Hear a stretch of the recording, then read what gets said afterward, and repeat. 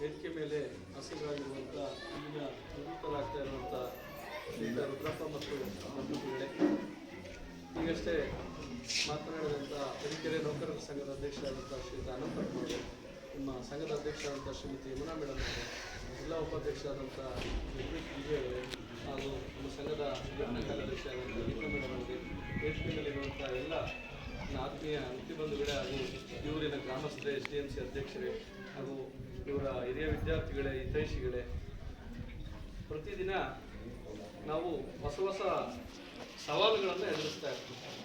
ಅದರಲ್ಲೂ ಇತ್ತೀಚೆಗೆ ಈಗ ಒಂದು 5-6 ವರ್ಷದಿಂದ ನಮ್ಮ ಇಲಾಖೆಯಲ್ಲಿ ಪ್ರತಿನಿತ್ಯ ಹೊಸ ಸವಾಲುಗಳನ್ನು ಶಿಕ್ಷಕರಾದ ನಾವು ಎದುರಿಸ್ತಾ ಇದ್ದೀವಿ. ನಾವು ಯಾವುದಾದ್ರೂ ಒಂದು ಆರೋಗ್ಯಕ್ಕೆ ಸಂಬಂಧಪಟ್ಟಂಗೆ ಏನಾದ್ರು ನಾವು ಡಾಕ್ಟರ್ ಹತ್ರ ಹೋದ್ರೆ ನೀವೇನು ಕೆಲಸ ಮಾಡ್ತೀರಾ ಅಂತ ಕೇಳ್ತಾರೆ. ಶಿಕ್ಷಕರು ಅಂದರೆ ಮತ್ತೆ ಆರಾಮಾಗಿರ್ಬೇಕಲ್ಲ, ಯಾಕೆ ಆಸ್ಪತ್ರೆಗೆ ಬಂದಿರಾ ಅಂತ ಕೇಳ್ತಾರೆ. ಆದರೆ ಇವತ್ತಿನ ಒಂದು ಒತ್ತಡದಲ್ಲಿ ಅದರಾಗ ಮುಖ್ಯ ಶಿಕ್ಷಕರಾಗಿದ್ದರೆ 100% ಆಫ್ಟರ್ 50 years ಅಂದರೆ 50 ವರ್ಷ ದಾಟಿದ ಮೇಲೆ ಸ್ವಲ್ಪ ಕಷ್ಟ ಮುಖ್ಯ ಶಿಕ್ಷಕರ ಕೆಲಸ ಮಾಡೋದು.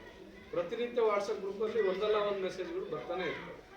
ಅದ್ರ ಜೊತೆ ಮಕ್ಕಳ ಸಂಖ್ಯೆ ಕಡಿಮೆ ಆಗ್ತಿರೋದು ಒಂದು ಕಡೆ, ಜೊತೆಗೆ ಈ ಥರ ಹೊಸ ಹೊಸ ಕಾರ್ಯಕ್ರಮಗಳು ನಮ್ಮ ಇಲಾಖೆಯಲ್ಲಿ ಶಿಕ್ಷಕರನ್ನ ಹೈರಾಣಾಗಿಸ್ತಾ ಇದ್ದಾವೆ.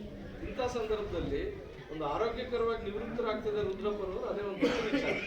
ಯಾಕೆಂದರೆ ನಾವು ನೋಡ್ತಾ ಇದ್ದೀವಿ, ನಮ್ಮ ಭಾವಪೂರ್ಣ ಶ್ರದ್ಧಾಂಜಲಿಗಳು ಗ್ರೂಪಲ್ಲಿ ಬರ್ತಾ ಇರ್ತವೆ. ಬೇರೆ ಬೇರೆ ತಾಲೂಕು, ನಮ್ಮ ತಾಲೂಕಲ್ಲಿ ವೃತ್ತಿಲಿದ್ದರೆ ಎಷ್ಟೊಂದು ಜನ ಕಳೆದ 3-4 ವರ್ಷಗಳಿಂದ ತುಂಬ ಜನ ಇನ್ನೂ ರಿಟೈರ್ಮೆಂಟ್ ಆಗೋದಕ್ಕಿಂತ ಮುಂಚೆನೇ ನಿಧನ ಹೊಂದಂಥ ಸಂದರ್ಭಗಳನ್ನು ನಾವೆಲ್ಲ ನೋಡಿದ್ವಿ. ಹಾಗಾಗಿ ಅವರು ಸುಮಾರು ನನಗೆ 2007ರಿಂದ ಪರಿಚಯ ರುದ್ರಪ್ಪನವರು. ಅವ್ರ ಮಗ ಒಂದ್ಸರಿ ಚಿನ್ನರ ಕರ್ನಾಟಕ ದರ್ಶನಕ್ಕೆ ಸೆಲೆಕ್ಟ್ ಆಗಿದ್ರು, ಅವ್ರ ದೊಡ್ಡ ಮಗ ಗಣೇಶ್. ನಾನು ಅವಾಗ ಮಾರ್ಗದರ್ಶಿ ಶಿಕ್ಷಕನಾಗಿ ಬಸ್ಸಲ್ಲಿದ್ದೆ, ಅವ್ರ ಮಗನ ಹತ್ಸಕ್ಕೆ ಬಂದಿದ್ದೆ. ಅವತ್ತು ಪರಿಚಯ ಆದರೂ ಅವತ್ತಿಂದ ಇವತ್ತಿನ ತನಕ ವಿಶ್ವಾಸ ಅದೇ ಥರ ಇತ್ತು. ಅವ್ರದ್ದೇನೇ ಇದ್ರು ಫೋನ್ ಮಾಡ್ತಾರೆ, ಕಷ್ಟ ಸುಖ ಸಣ್ಣ ಪುಟ್ಟ ಕೆಲಸಗಳಿಗೆ ಕಡಿಮೆ ಮಾಡೋದು ಕಡಿಮೆ, ಕೆಲಸಗಳು ಏನಿರಲ್ಲ ಅವ್ರದ್ದು. ಆದರೂ ಅದೇ ವಿಶ್ವಾಸನ ಕಂಟಿನ್ಯೂ ಮಾಡ್ಕೊಂಡು ಬಂದಿದ್ದಾರೆ. ಅವರ ನಿವೃತ್ತಿ ಜೀವನ ಸುಖಕರವಾಗಿರಲಿ ಅಂತ ಹಾರೈಸ್ತಾ ನನ್ನ ಮಾತು.